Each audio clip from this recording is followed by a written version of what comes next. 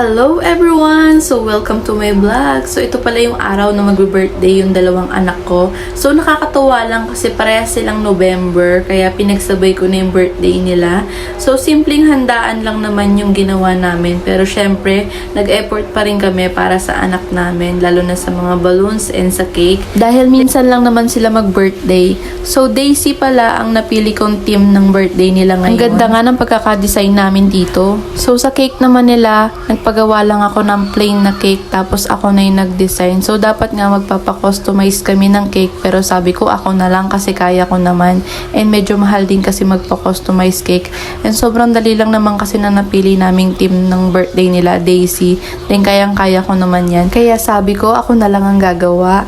So, nagpa-print lang pala ako ng picture nila, then ginupit ko lang yan. So, umorder lang din pala ako ng Daisy na flower. So, edible yan, kaya pwede siyang kainin. So, yung nasa ibabaw pala ng cake, yung topper, ako lang din yung nag-edit niyan. So, ang ganda nga ng kinalabasan niya. So, favorite pala ng anak ko yung purple, kaya sa kanya yung cake na yan. So, ito naman yung sa bunso ko. So, color pink naman yun sa kanya. So, plain lang yun na in-order ko. Then, ayan, nilagay ko lang din yung mga edible na flower dyan sa gilid. So, pwede yan kainin guys ha.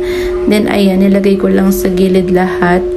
So, parehas lang din yung magiging design ng cake nila. So, mahilig nga ako mag-DIY ng mga kung ano-ano. Kaya kapag may nakita kong ganito na kung kaya ko naman gawin, ako na lang ang gagawa. Kasi sayang naman yung mga natututunan ko.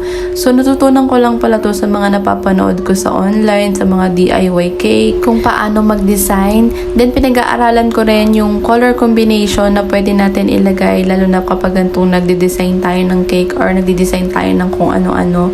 So, importante yung color combination. Then, about naman dito sa print, so, ganun din, kailangan kapag gagawa ka ng design, dapat magkaka-partner or combination yung ilalagay mo sa ibabaw ng cake nila. Dapat nagtutugma at hindi nagkakalayo yung kulay. Buti na nga lang at nag-birthday itong dalawang anak ko, kaya nagawa ko yung design na gusto ko. Kapag ganito nga na nagde-design, gustong-gusto ko talaga, kaya kapag may pagkakataon na pwede naman na ako na lang ang gagawa, ako na lang talaga. So, mura lang din pala yung bili ko dito sa edible na flower. So, ilalagay ko na lang sa comment section kung saan ko siya in-order. So, sobrang ganda ng kinalabasan niya. So, nasa 1K nga lang ang nagastos ko sa dalawang cake na to. So, pwede nyo rin tong gawin kung gusto nyo makatipid or kung gusto nyo kayo mismo ang gagawa ng cake para sa anak nyo.